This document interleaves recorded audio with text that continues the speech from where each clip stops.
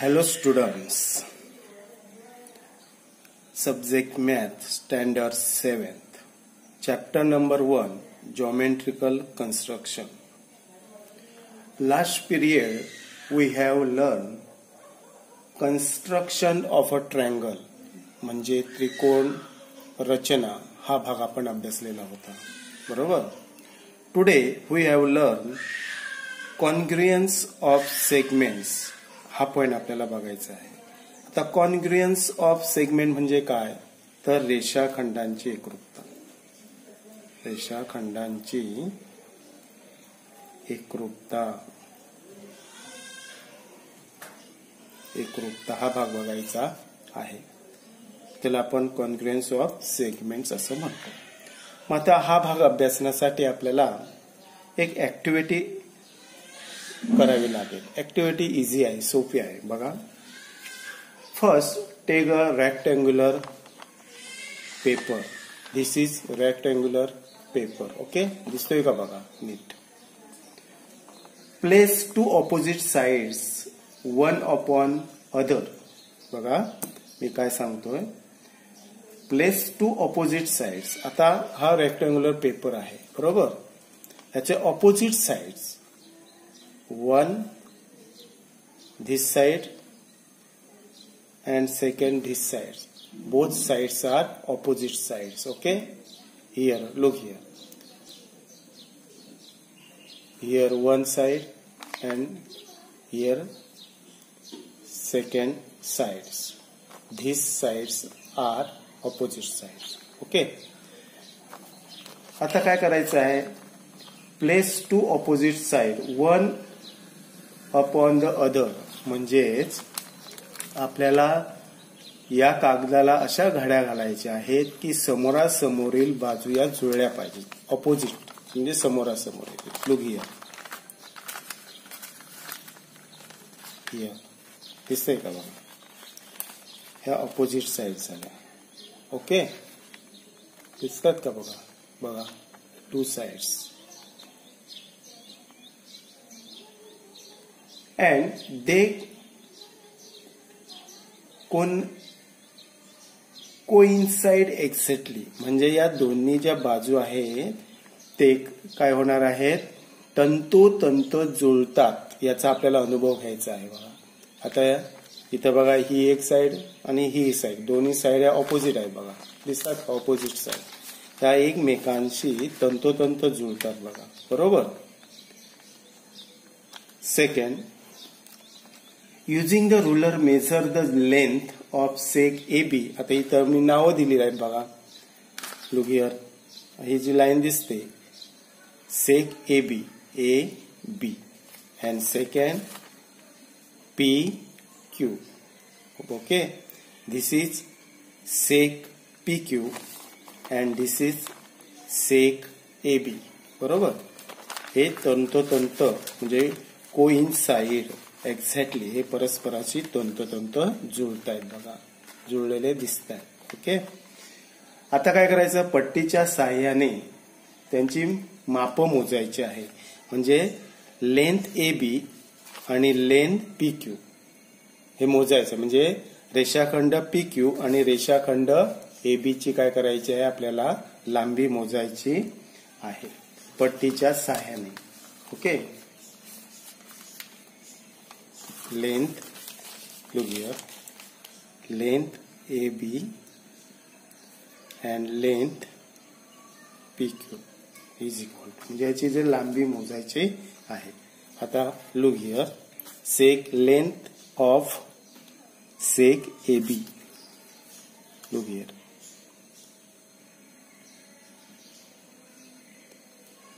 (15.6). Length AB 15.6 centimeter. Then length of PQ, look here, 15.5. Sorry, 15.6 centimeter. Length of both segments are equal. म्हणजे या ठिकाणी रेषाखंड AB ची लांबी 15.6 सेमी आहे आणि रेषाखंड PQ ची लांबी सुद्धा 15.6 सेमी आहे. म्हणजे दोन्ही रेषाखंडांची लांबी काय आहे? समान आहे, इक्वल आहे. बरोबर, both distance are equal. So तर आपल्याला डेफिनेशन विचारलं जातं कोणतं? तर एकरूप रेषाखंड म्हणजे काय? एकरूप रेषाखंड म्हणजे काय असं विचारलं जातं. म्हणजे आपण congruence of segment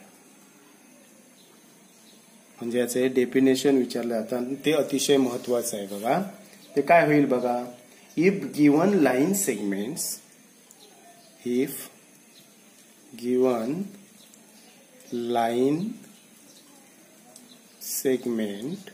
segments are equal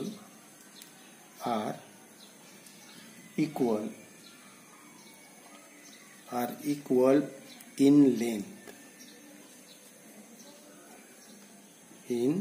length they are congruent.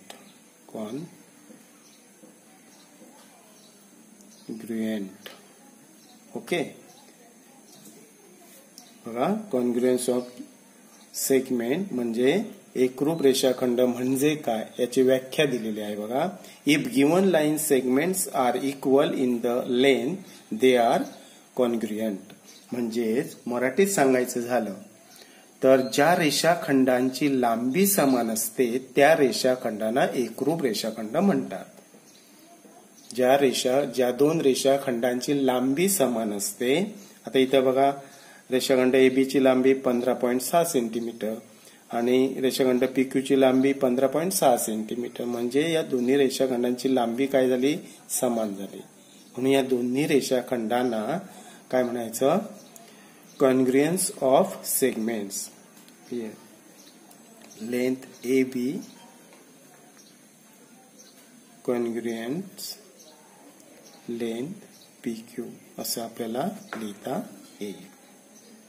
Okay, second बघा, इथं मी एक फिगर ड्रॉ केलेले आहे. फिगर आहे बॉक्सची. तुम्हाला दिसतोय का? बघा बॉक्स.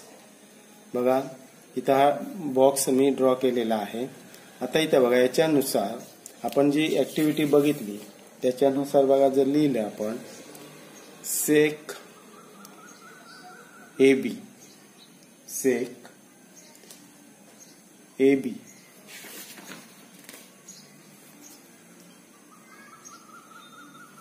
कॉन्ग्रुएंट सेक कोणता होईल बघा, याच्याशी कोणती बाजू जुळणार?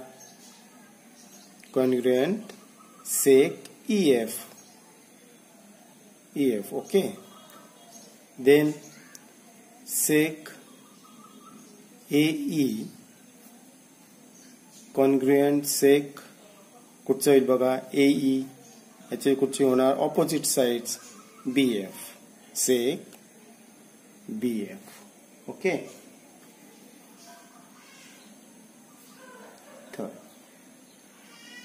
सेक AD कॉन्ग्रुएंट सेक AD ऑपोजिट BC. 4. ही एक्झाम्पल म्हणून घेत आहे. अशा पद्धतीने आपणही कॉन्ग्रुएंट सेक दाखवू शकतो आपण. Then seg DH congruent DH this side opposite side CG sec CG. अशा पद्धतीने आपण एक्झाम्पल सोडू शकतो. म्हणजे कॉन्ग्रुएंट हा भाग तुमच्या लक्षात आला असेल. म्हणजे आपल्याला रेषाखंडाची एकरूपता किंवा एकरूप रेषाखंड कशाला म्हणतात हे आपल्याला परीक्षेला एक्झामला येऊ शकते, त्याची डेफिनेशन येऊ शकते. डेफिनेशन मी पुन्हा एकदा सांगतो बघा. If given line segments are equal in length they are congruent. म्हणजे ज्या रेषाखंडांची लांबी समान असते, लेंथ इक्वल असते, त्यांना आपण काय म्हणतो, एकरूप रेषाखंड म्हणतो. Okay. Next point, congruence of angle. म्हणजे काय म्हणता येईल, अँगल मीन्स कोन, कॉन्ग्रुएंट म्हणजे एकरूप, म्हणजे कोनांची एकरूपता. म्हणजे इथे आपण काय म्हणू शकतो, कोनांची एकरूपता. म्हणजे कोणते कोन एकरूप असतात याविषयी आपल्याला माहिती घ्यायची आहे. इथे दिसतंय, मी तुम्हाला काही फिगर ड्रॉ केलेले आहेत, दिसत आहेत का बघा. अँगल्स आहेत. फर्स्ट अँगल, अँगल ABC, म्हणजे मेजर अँगल ABC. याचं जर आपण लिहिलं, major angle ABC is equal to 35 degree. Okay. Second, major angle PQR is equal to, this is right angle, this measure is 90 degree. Okay. Third, measure angle XYZ is equal to here 110 degree. 110 degree. Look here. Measure angle STU is equal to 90 degree. Right angle. Measure angle LMN is equal to 35 degree. And last, measure angle GOA is equal to 110 degree. असे याची measures दिलेले आहे. आणि आपल्याला याच्यात साधा सोपा प्रश्न आहे, कोणते कोण एकरूप आहेत असं आपल्याला प्रश्न केलेला आहे, क्वेश्चन केलेला आहे. आता इथं जर बघितलं तर कोनांची एकरूपता, कॉन्ग्रुएन्स ऑफ अँगल्स, म्हणजे कोणते कोण एकरूप असतात याविषयी आपल्याला बघायचं आहे. तर साधं सोपं डेफिनेशन आहे बघा. Two angles with equal measure. बघा, two angles with equal measures are congruent to each other. This is definition of congruence of angle. म्हणजे मराठीत सांगायचं झालं तर ज्या कोनांची मापे समान असतात त्या कोनांना काय म्हणायचं, एकरूप कोन म्हणतात. Two angles with equal measure are congruence to each other. म्हणजे जे दोन कोन एकमेकांशी तंतोतंत जुळतात त्या कोनांना एकरूप कोन असंही म्हणतात. आता इथं जर बघितलं तर आपल्याला लिहिता येईल, first angle ABC congruence angle कुठचा होणार बघा, माप समान असलेला, याचा 35 डिग्री आहे आणि कुठे आहे बघा 35 here. Angle LMN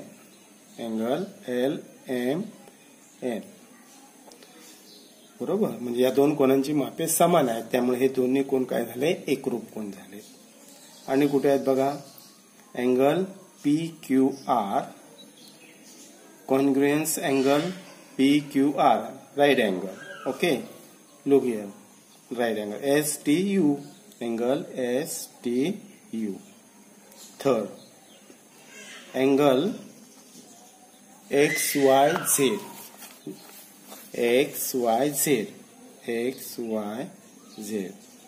congruence angle. आता याचा मेजर किती बघा, 110 डिग्री आणि इथे बघा 110 डिग्री. बरोबर. Angle GOA, okay. अशा पद्धतीने आपल्याला कोनांची एकरूपता म्हणजे कॉन्ग्रुएन्स ऑफ अँगल हे आपण पाहिलं. Next point, look here, congruence of circle. Circle means वर्तुळ, म्हणजे वर्तुळांची एकरूपता. वर्तुळांची एकरूपता म्हणजे कोणती वर्तुळे एकरूप असतात हे आपल्याला बघायचं आहे. Congruence of circles. बघा इथं मी काही सर्कल्स ड्रॉ केलेली आहे. बरोबर, सर्कल्स ड्रॉ केलेली दिसत आहेत आपल्याला. Figure A, figure B, figure C and figure D. Okay. Observe the circles in figure. आता यांचं ऑब्झर्व म्हणजे या वर्तुळाच्या आकृत्यांचं तुम्ही निरीक्षण नीट करा. बघा आता एकरूप वर्तुळ कशाला म्हणायची म्हणजेच कॉन्ग्रुएन्स ऑफ सर्कल कशाला म्हणतात तर आपल्याला इथे बघा 2 सेंटीमीटर त्याला काय म्हणतो आपण बघा रेडियस म्हणजे त्रिज्या म्हणतो. ओके. 2 सेंटीमीटर ह्याची त्रिज्या आहे 2.5 सेंटीमीटर. दिसते का. ह्याची आहे 2 सेंटीमीटर आणि याची त्रिज्या आहे म्हणजे याचं रेडियस आहे 1.7 सेंटीमीटर. आता इथं ज्या वर्तुळांची त्रिज्या समान असते बरोबर ज्या वर्तुळांची त्रिज्या समान असते इक्वल असते रेडियस कसं असलं पाहिजे इक्वल असलं पाहिजे. बघा इथं 2 सेंटीमीटर आणि here 2 centimetre means figure A and figure C circle A and circle B figure A figure C are congruence म्हणजे ही दोन्ही जी सर्कल्स आहेत ही काय झाली एकरूप झालीत. का झाली एकरूप तर त्यांची जी त्रिज्या आहे समान आहे. बघा equal radius are equal 2 centimetre and 2 centimetre. So both circles are congruence of circles म्हणजे अशांना आपण काय म्हणतो ज्या वर्तुळांची त्रिज्या समान असते त्यांनाच एकरूप वर्तुळ असे म्हणतात. ओके. आता सेकंड बघा इथं काय झालंय बघा 2.5 centimetre and 1.7 centimetre radius are difference. Okay. त्यामुळे ही दोन्ही वर्तुळ एकरूप होणार नाहीत हे लक्षात घ्या. म्हणजे आपल्याला इंग्लिशमध्ये डेफिनेशन लिहावं लागणार कॉन्ग्रुएन्स ऑफ सर्कल्स. काय लिहिणार आहोत आपण बघा circle which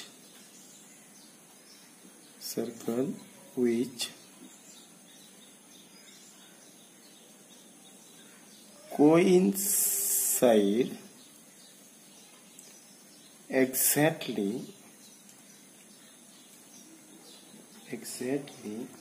are said to be